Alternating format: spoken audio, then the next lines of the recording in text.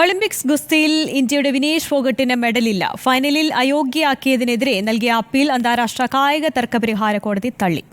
വെള്ളി മെഡൽ പങ്കിടണമെന്നായിരുന്നു വിനേഷ് ഫോഗട്ടിന്റെ ആവശ്യം.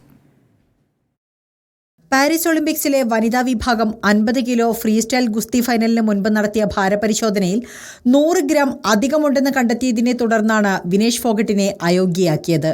തുടർന്ന് വിനേഷിനോട് തൊട്ടു മുൻപത്തെ മത്സരത്തിൽ പരാജയപ്പെട്ട ക്യൂബൻ താരത്തിന് ഫൈനലിൽ അവസരം ലഭിക്കുകയും ചെയ്തു.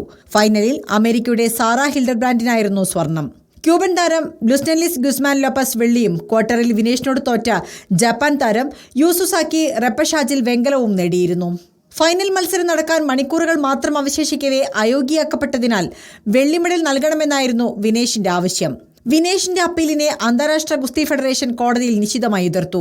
വിനേഷ് ഫോഗട്ട് മാത്രമല്ല മറ്റു പലരും ഭാരപരിശോധനയിൽ പരാജയപ്പെട്ടിട്ടുണ്ടെന്നും ഒരാൾക്ക് മാത്രമായി ഇളവ് അനുവദിക്കാൻ കഴിയുകയില്ല എന്നും വാദഗതി ഉയർന്നു.